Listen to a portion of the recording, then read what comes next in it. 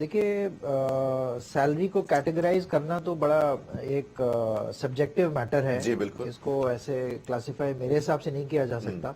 हाँ, रोजगार के रहते अगर हम ये उम्मीद करें कि $5 ट्रिलियन की इकोनॉमी बनानी है तो इतनी एम्प्लॉयमेंट तो जनरेट करना अनिवार्य ही है हर हालत में। तो उसके लिए मैन्युफैक्चरिंग सेक्टर और इंफ्रास्ट्रक्चर सेक्टर, इसके अंदर ग्रोथ करने की बहुत ज्यादा जरूरत है। जब इन सेक्टर्स में ग्रोथ होगी तो नेचुरली एम्प्लॉयमेंट बढ़ेगा ही बढ़ेगा।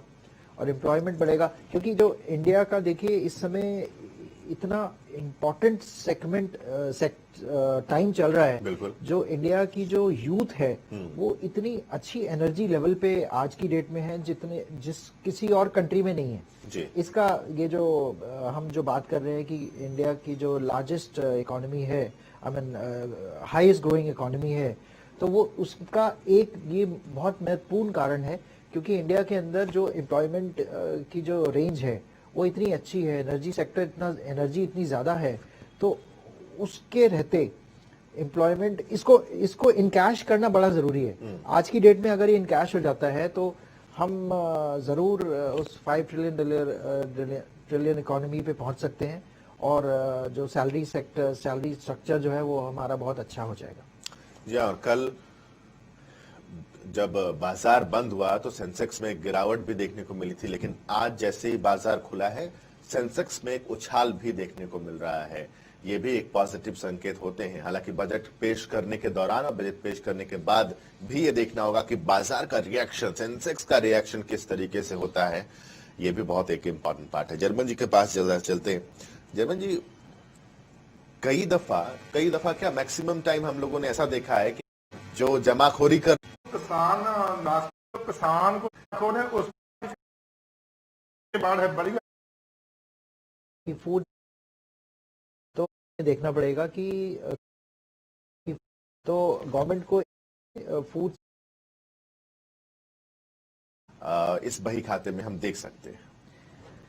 देखिए, अभी जो गवर्नमेंट की जो इंटेंशंस यही है कि जो इन्फ्लेशन काफ़ी कंट्रोल में है तो इसमें लेकिन जो फूड सेक्टर है, फूड जो पॉलिसीज़ हैं वो उससे मैच नहीं कर रही हैं क्योंकि फूड इन्फ्लेशन हम देख रहे हैं कि वो काफ़ी ज़्यादा हो गया है।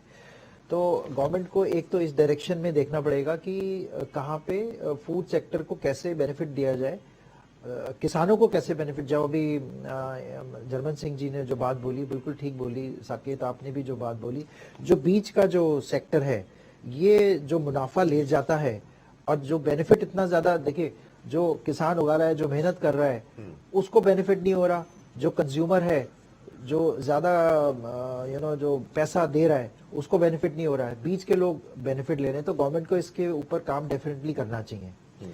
जहां तक प्राइसेस की बात है, प्राइसेस जो है वो गवर्नमेंट देखिए, अगर गवर्नमेंट ये सोचती है, अगर हम जीएसटी की रैशनलाइजेशन की तरफ जाए, जीएसटी के बहुत सारे रेट्स हैं, तो अगर हम ये सोचते हैं, गवर्नमेंट ये सोचती है कि जीएसटी का रेट कुछ आइटम्स पे 28% तक है, 28 क्या उससे भी ज्यादा है, सेस लगा के कुछ आइटम्स पे उससे भी 40% तक जाता है। तो अगर कुछ सेक्टर्स ऐसे हैं जिनमें कि 28% का रेट है, हालांकि वो सेक्टर्स ऐसे हैं जिनमें कि 28% जायज़ है, जो कि ज़्यादा बेनिफिट की चीज़ें नहीं होती हैं, जो जिनको सिन आइटम्स बोला जाता है, जो कि जो अपनी हमारी हेल्थ के लिए अच्छे नहीं है या फिर लग्जरी आइटम्स हैं, उन पे 28% है।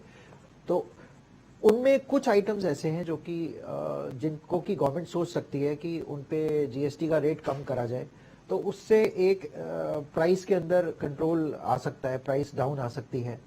और कुछ 18% के आइटम्स हैं उन पे भी रेट कम किया जा सकता है जिससे कि इन्फ्लेशन के अंदर कंट्रोल आए, मतलब उनकी प्राइसेस में कमी हो।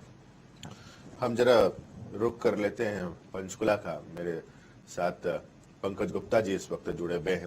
पंकज जी, आप तो चार्टर्ड अकाउंटेंट, इंतजार और तकरीबन कि टैक्स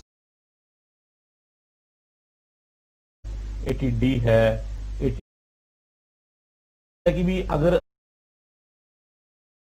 वाली है कि पिछले 4 या 5 साल से हम जो देख रहे हैं मंदी की वजह से दौर ऐसा हो गया है कि प्रॉपर्टी के रेट्स काफी डाउन हो गए जी। तो जो लोग इन्वेस्ट करना चाहते हैं, जो लोग अपनी प्रॉपर्टी बनाना चाहते हैं, उनके लिए थोड़ा सा मैं कहूंगा कि थोड़ा सा फायदेमंद चीज है, ऐसे अच्छा है। ठीक है। संदीप जी, एक चीज और है कि जनवरी में जो जीएसटी का कलेक्शन है वो 1,10,828 करोड़ है। आपको लगता है कि इस जीएसटी को जिस तरीके से प्रोजेक्ट पहले किया गया था उसमें कुछ बदलाव हो रहा है और इस जीएसटी से हिंदुस्तान के राजस्व में एक अच्छी खासी एक रकम आ रही है? देखिए, जीएसटी का जो पहले आकलन किया गया था उस हिसाब से, क्योंकि इसमें एक्साइज ड्यूटी, वैट, बहुत सारी चीजें मर्ज करी गई थी जी। तो उस हिसाब से जो सोचा गया था उस हिसाब से नहीं हुआ है। अब क्यों नहीं हुआ है, क्या नहीं हुआ है, इसके बहुत सारे कारण हैं। जैसे एक महत्वपूर्ण कारण है कि इसकी कंप्लायंस प्रॉपर नहीं है। आप देख रहे हैं कि आए दिन न्यूज़पेपर्स में, न्यूज़ चैनल्स पे ये न्यूज़ आ रही है कि बहुत सारे फेक इनवॉइसेस इशू करते हैं लोग, और उससे क्या होता है कि वो जो सामने वाला जो है वो क्रेडिट ले लेता है, और जो फेक इनवॉइस इशू कर रहा है वो जीएसटी जमा नहीं कराता। आज बिजनेस खोला, फेक इनवॉइस इशू करी, बिजनेस बंद कर दिया, और जीएसटी जो है वो अपना उन्होंने खत्म कर दिया, मतलब जमा ही नहीं कराया गवर्नमेंट में। तो ये सारे बहुत सारे, अच्छा, उसके लिए गवर्नमेंट ने बहुत सारे मेजर्स लिए हैं। उन्होंने बहुत सारी सर्वे कंडक्ट करे हैं, सर्चेज करी हैं, और बहुत सारा जो है उन लोगों को पकड़ा है जो ये फेक रैकेट्स चला रहे हैं। तो उसके रहते जो है कंप्लायंस अब बढ़ रही है, तो उसका इम्पैक्ट आप देख रहे हैं कि नवंबर, दिसंबर और जनवरी के अंदर कलेक्शन काफी ज्यादा अच्छा हुआ है पहले से, लेकिन अभी भी वो लेवल नहीं अचीव हुआ है जो अचीव होना चाहिए था, जो सोचा था गवर्नमेंट ने कि हम ये सारे टैक्सेस को मर्ज करके जीएसटी में डाल देंगे जी। तो इसलिए अभी मतलब ट्रैक, मैं कहूंगा कि ट्रैक पे है गवर्नमेंट, तो लेकिन और थोड़ा सा उसको इम्प्लीमेंट करने की जरूरत है। बिल्कुल, और इसी इम्प्लीमेंटेशन को देखना होगा कि बही खाते में जो अपनी दूसरी पारी वित्त मंत्री के तौर पर निर्मला सीतारमण खेल रही हैं और उसमें किस तरीके से चेंजेस देखने को मिलते हैं। बड़ी खबर एक और आ रही है सामने, उस बड़ी खबर से रूबरू करा देते हैं आपको। 11